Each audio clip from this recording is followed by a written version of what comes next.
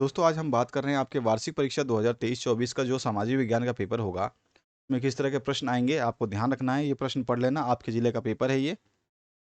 हर ज़िले में अलग अलग पेपर बनता है, ये आपके ज़िले का पेपर है, ध्यान रखना है आपको।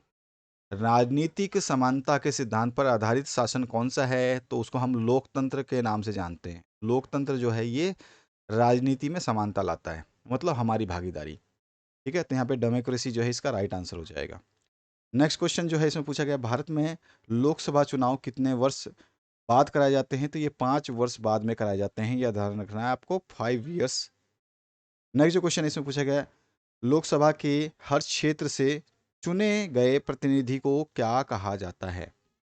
जो भी हम लोकसभा से इलेक्टेड करते हैं, यानी कि इलेक्ट करते हैं, तो उसके रिप्रेजेंटेटिव क्या कहलाते हैं? Member of parliament. तो यहाँ पे जो है आपका सांसद से सही हो जाएगा आंसर। अगला क्वेश्चन है, पालमपुर के लोगों का मुख्य आर्थिक गतिविधि कौन सी है? तो कृषि करते हैं, एग्रीकल्चर करते हैं, ये बिल्कुल सही आंसर हो जाएगा। निम्न में से रबी की फसल कौन सी है? तो रबी की फसल जो है गेहूं हो जाएगी, ये भी आपका आंसर सही हो जाएगा। वूलर झील निम्नलिखित में से किस क्षेत्र में स्थित है? तो बिल्कुल जम्मू कश्मीर इसका सही आंसर है। नेक्स्ट जो क्वेश्चन है उसकी बात करते हैं। यहाँ पूछा गया आपसे, वर्ष 2011 में भारत की साक्षरता दर कितनी थी? तो ये 74% थी। तो आपको यहाँ पे 74% जो है इसका आंसर सही हो जाएगा। नेक्स्ट जो क्वेश्चन है इसमें पूछा गया है, भारत में सर्वाधिक लोग किस क्षेत्र में कार्यरत हैं? तो प्राथमिक क्षेत्र में, जिसमें आपके पशुपालन, मछली पालन, खेती, ये सब चीज़ें आती हैं ना, जो भी प्रकृति से जुड़ी हुई हैं, चाहे वो जंगल काटते हो, लकड़ी का व्यवसाय करते हो, ये सारी चीज़ें जो है प्राथमिक क्षेत्र में आती है। इसका मतलब प्राइमरी सेक्टर हो गया। नेक्स्ट जो क्वेश्चन है, भारत की संविधान सभा में प्रारूप समिति के अध्यक्ष कौन थे? तो इसका आंसर हो जाएगा डॉक्टर भीमराव अंबेडकर, बिल्कुल सही आंसर है। ठीक है, नेक्स्ट जो क्वेश्चन है इसमें पूछा गया है, भारतीय वन अधिनियम को कब लागू किया गया था? तो भारतीय वन अधिनियम को लागू किया गया था सन 1865 में। यहाँ पे बा ऑप्शन जो है करेक्ट हो जाएगा। ठीक है, नेक्स्ट जो क्वेश्चन है इसमें पूछा गया है, नास्तिवाद का उदय कहाँ हुआ? तो ये हुआ था जर्मनी में। जर्मनी इसका सही आंसर हो जाएगा आपका। भारत की तीनों सेनाओं का प्रधान सेनापति कौन होता है? तो वो होता है राष्ट्रपति। राष्ट्रपति अगर बोल दे अटैक करो तो भैया अटैक हो जाएगा, प्रधानमंत्री बोलेगा तो नहीं होगा। नेक्स्ट जो क्वेश्चन है, देश के मौजूदा कानून में कौन संशोधन कर सकती है? तो वो सांसद जो है, पार्लियामेंट जिसको बोला जाता है, वो संशोधन कर सकती है। यहाँ पे डी ऑप्शन सही हो जाएगा। भारत में सबसे अधिक जनसंख्या वाला राज्य कौन सा है? सभी को पता है, उत्तर प्रदेश सबसे बड़ी जनसंख्या वाला राज्य है। UP is the right answer. Next जो क्वेश्चन है इसमें पूछा गया आपसे, भारत में खाद्य सुरक्षा अधिनियम किस वर्ष लागू किया गया था? तो ये 2013 में लागू किया गया था। ठीक है, सी ऑप्शन जो है इसका करेक्ट हो जाता है, 2013।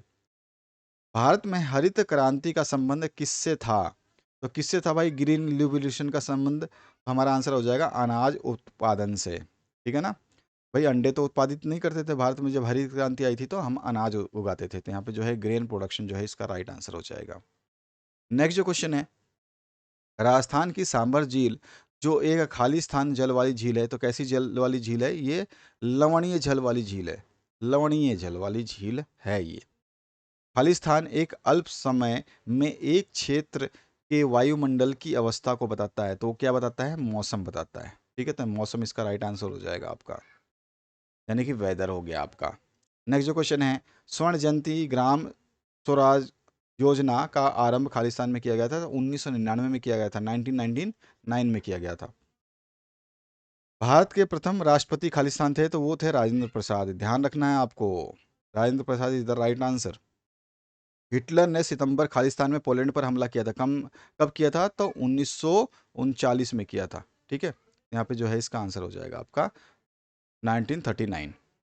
हिटलर का जो है वजूद उस समय समाप्त हुआ था, इसी के बाद में।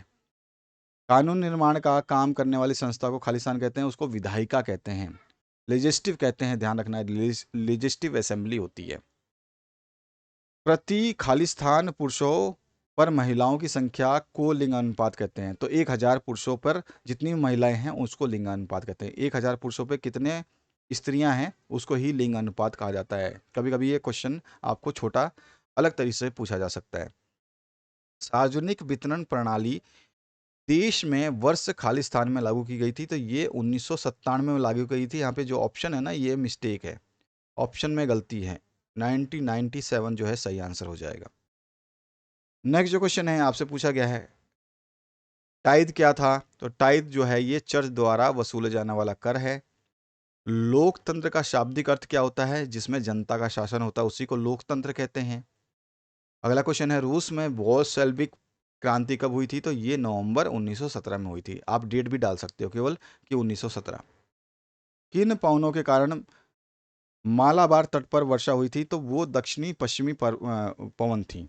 ठीक है, दक्षिणी पश्चिमी हवा थी जिसके कारण जो वहां पे वर्षा हुई थी। नेक्स्ट जो क्वेश्चन है इसमें पूछा गया, बस्तर कहाँ स्थित है? बस्तर जो है छत्तीसगढ़ राज्य के दक्षिण में दिशा में स्थित है। बाकी आप जो है छत्तीसगढ़ राज्य भी लिख सकते हो। भारत में निरंतरता संबंधी आंकड़ों का संकलन किस संगठन द्वारा किया जाता है? तो आंसर आ जाएगा राष्ट्रीय प्रतिदर्श सर्वेक्षण संगठन, जिसको हम जो है NSSO बोलते हैं। या अगर आप छोटा फॉर्म में लिखना चाहते हो तो यहाँ पे लिखोगे NSSO। इसके बाद जो है नेक्स्ट क्वेश्चन है, हिटलर का पूरा नाम क्या था? तो उसको बोलते थे एडॉल्फ हिटलर। ठीक है ना। नेक्स्ट जो क्वेश्चन है इसमें पूछा गया, भारत में संसद के कितने सदन हैं? तो दो ही सदन हैं, लोकसभा और विधानसभा। तो दो सदन आप जो है लिख दोगे। भारत के भारत में सरकार का प्रमुख कौन होता है? तो वो होता है प्रधानमंत्री। सब कुछ प्रधानमंत्री पे डिपेंड होता है, युद्ध को छोड़ करके। ठीक है, बाकी जो है भारत के अंदर की बात हो रही है। देखो, भारत में सरकार, तो भारत में की बात हो रही है, तो भारत में प्रधानमंत्री। बाकी विदेशी हमले होंगे, जो भी होंगे, विदेशी जो भी काम होगा वो राष्ट्रपति। रायका समुदाय कौन सा पशुधन पालता है? तो यहाँ पे आंसर आ जाएगा आपका, वो जो है रायका समुदाय है कौन सा पशुधन पालता है? तो यहाँ पे आंसर क्या आ जाएगा आपका, वो जो है हिमाचल प्रदेश है। ठीक है। ओहो हो, sorry sorry sorry sorry. Raika समुदाय कौन सा पालता है? तो देखो यहाँ पे रायकाओं का एक वर्ग है जो ऊंट पालता है, जबकि दूसरा वर्ग जो है भेड़ बकरी पालता है। यह ध्यान रखना है कि रायका समुदाय में दो चीजें पाली जाती हैं, एक तो है आपका ऊंट पालना और दूसरा है भेड़ बकरी पालना। इसके बाद जो नेक्स्ट क्वेश्चन है उसकी बात करते हैं। यहाँ पे क्वेश्चन का आंसर दे दिया है मैंने। नेक्स्ट क्वेश्चन है, गद्दी जो है आपका, गद्दी किस प्रदेश का चरवाहा समुदाय है? तो ये है हिमाचल प्रदेश का। तो यहाँ पे आंसर आ जाएगा हिमाचल प्रदेश। भारत में पादपों तथा जीवों का विवरण किन तत्वों द्वारा निर्धारित होता है? तो आंसर हो जाएगा जलवायु जो होता है आपका। ठीक है, क्लाइमेट जो होता है वो है, मृदा है, ठीक है, साथ अपवाह है, तापमान है। ये सारी चीज़ें आप इसमें लिख सकते हैं। इसमें से कोई भी दो चीज़ें लिखोगे तो आपको पूरे नंबर मिल जाएंगे। नेक्स्ट जो क्वेश्चन है, 2011 की जनगणना के अनुसार भारत की जनसंख्या कितनी थी? तो वो थी 10.2 मिलियन। ठीक है। नेक्स्ट जो क्वेश्चन है इसमें पूछा गया, क्षेत्रफल की दृष्टि से देश का सबसे बड़ा राज्य कौन सा है? तो वो है राजस्थान। क्षेत्रफल की दृष्टि से, जनसंख्या की दृष्टि से यूपी। नेक्स्ट जो क्वेश्चन है, बफर स्टॉक किसके द्वारा रखा जाता है? तो यहाँ पे आंसर आ जाएगा भारत सरकार द्वारा। नेक्स्ट जो क्वेश्चन है, भारत में श्वेत क्रांति का संबंध किससे है? तो ये है दूध उत्पादन से। ठीक है, तो ये आंसर हो गया। इस तरह से आपसे क्वेश्चन पूछे जाएंगे। आप आगे देख सकते हैं, गणतंत्र का अर्थ क्या होता है? भारत में किन किन राज्यों से जो है कर्क रेखा गुजरती है? यहाँ पर आपको उनके चार ही नाम बताने हैं। बहुत सारे राज्यों से गुजरती है लेकिन आपको कोई चार नाम ही बताने हैं। भाभर क्या है? चेका क्या थी? आपको बताना है। धर्मनिरपेक्षता का क्या तात्पर्य है? भेटो क्या थी? ये आपको बताना है। द्वितीय विश्व युद्ध में मित्र राष्ट्र और धुरी राष्ट्रों के नाम बताने हैं, जो कि मैंने वीडियो बनाया हुआ है, 3D एनिमेशन में है, 9th क्लास का। आप फर्स्ट चैप्टर देख लेना, आपको पता चल जाएगा। फ्रांसीसी क्रांति, उसमें जैसे ही आप देखोगे आपको सब कुछ पता चल जाएगा। संसद क्या होता है? गठबंधन सरकार किसे कहते हैं? और बुगलियाल किसे कहते हैं? घुमंतु किसे कहते हैं? जीवमंडल नियम से क्या अभिप्राय है? इसके कोई दो उदाहरण जो है आपको बताने हैं। कोई दो वन्य प्राणियों के नाम लिखिए जो उष्ण कटिबंधीय वर्षा और पर्वतीय वनस्पति में मिलते हैं। तो आपको कोई भी दो नाम लिख दोगे ना, आपको दो नंबर मिल जाएंगे। खाद्य सुरक्षा से क्या तात्पर्य है? सब्सिडी से क्या तात्पर्य है? और वाइमर गणराज्य की कोई तीन विशेषताएं आपको बतानी है। ठीक है, नासी सोच के कोई तीन जो है पहलुओं को लिखना है। भारत में काम कर रही विभिन्न संस्थाओं की भूमिकाओं के बारे में लिख सकते हो आप। जो भी NGO काम करती है उनके बारे में आपको लिखना है यहाँ पे। अथवा में आपको क्वेश्चन दिया गया है, हमें संसद की आवश्यकता क्यों है? कोई तीन कारण लिखना है। संसद जो है बहुत भूमिका निभाती है राजनीति में, तो आपको उसके बारे में बताना है। घुमंतु समुदाय को बार बार एक जगह से दूसरी जगह क्यों जाना पड़ता है, आप जानते ही हो, क्योंकि ये स्थिर नहीं होते हैं। बाकी ये जहाँ पे इनको ज़मीन मिलती है वहाँ पर जो है ये अपनी रोजगारी या खेती कर लेते हैं। कोई तीन कारण लिखना है, ये सब कुछ आप बता सकते हो। टिप्पणी लिखना है, वन अधिनियम क्या है, और अपराधी जनजाति अधिनियम क्या है, और चराई कर क्या होता है। इनमें से कोई से भी आपको टिप्पणी लिखनी है, ठीक है। आइए नेक्स्ट क्वेश्चन की बात करते हैं। भारत वनस्पति जगत और प्राणी जगत की धरोहर में धनी क्यों है, मतलब इसको जो है यहाँ पर सर्वेक्षक क्यों माना जाता है भारत को, ये बताना है। इसी में अथवा क्वेश्चन पूछा गया, सदाबहार वन और पर्णपाती वन में कोई तीन अंतर लिखना है, दोनों में अंतर बताना है, टेबुलर फॉर्म में बताना, आप ध्यान रखना है। स्वास्थ्य जनसंख्या कैसे लाभकारी है, ये आपको बताना है। साथ ही साथ इसमें अथवा ऑप्शन दिया गया है, जनसंख्या वृद्धि एवं जनसंख्या परिवर्तन के बीच में जो है अंतर लिखना है। वृद्धि क्या होती है, परिवर्तन क्या होता है, ये आपको बताना है। भारत में खाद्य सुरक्षा कैसे सुनिश्चित की जा सकती है या की जाती है, ये इसको बताना है। अथवा में ऑप्शन है, कौन लोग खाद्य असुरक्षा से अधिक ग्रस्त हो सकते हैं। आप जानते हो गरीब समाज के लोग, पिछड़े जाति के लोग जो है सबसे ज़्यादा ग्रसित हो सकते हैं, उसके बारे में थोड़ा सा आपको डिस्क्राइब कर देना है। 1930 तक आते आते जर्मनी में नास्वादी को लोकप्रियता क्यों मिलने लगी, ये बताना है आपको। बहुत ही इंपॉर्टेंट क्वेश्चन है, ये ध्यान रखना है आपको। इसके बाद आपसे पूछा गया है, भारत में बहुसंख्या में जीव और पादप प्रजातियां संकटग्रस्त क्यों हैं, ये आपको बताना है। जो जो भी जीव प्रजातियां हैं वो संकटग्रस्त क्यों हैं, ये आपको बताना है। आगे जो क्वेश्चन बनता है आपका किस तरह का बनेगा, यहाँ पे देखिए। भारत में विभिन्न प्रकार की पाई जाने वाली वनस्पतियों के नाम लिखिए। भाई कौन कौन सी वनस्पतियां पाई जाती हैं, और अधिक ऊंचाई पर पाई जाने वाली वनस्पतियों का वर्णन कीजिए। जो अधिक ऊंचाई पे उगाई जाती है ना, उन वनस्पतियों के बारे में आपको बताना है। जड़ी बूटियां जो वनस्पतियां ही होती हैं, ठीक है ना। फिर जो क्वेश्चन बनता है आपका, वो मानचित्र संबंधी बनता है, जिसमें भारत के मानचित्र में जो है चार को दर्शाना है। कभी कभी आपसे कुछ भी पूछ सकता है, लेकिन देखिए इस तरह के क्वेश्चन आपसे पूछे जाते हैं। मध्य प्रदेश, पश्चिम बंगाल, केरल, दिल्ली, राजस्थान, उत्तर प्रदेश, पंजाब, गुजरात, तमिलनाडु, बिहार।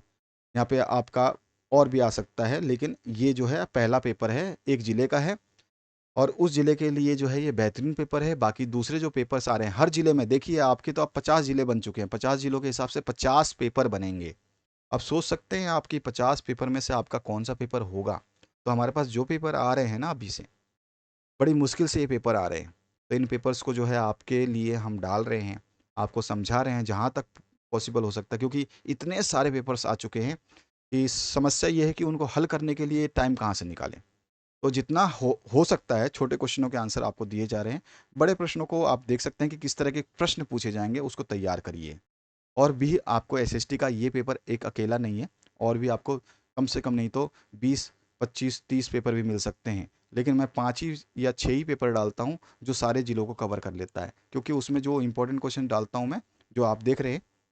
तो इस तरह के आपको क्वेश्चंस मिलेंगे, गारंटीड मिलेंगे। आपका जिला अपना तय कर लीजिए और ढंग से पढ़िए, अच्छे तरीके से अपने आप को तैयार करिए। आपका रिजल्ट जो है बेहतरीन होगा, 90 प्लस स्कोर कर सकते हो आप।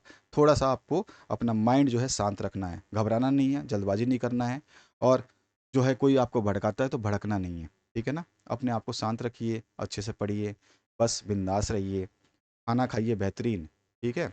और सोइए उतना ही जितना आपकी नींद हो, उससे ज़्यादा सोने का प्रयास ना करें। उसके अलावा जो टाइम है आपका इस एग्ज़ाम में डाल दें। Thank you very much, have a good day.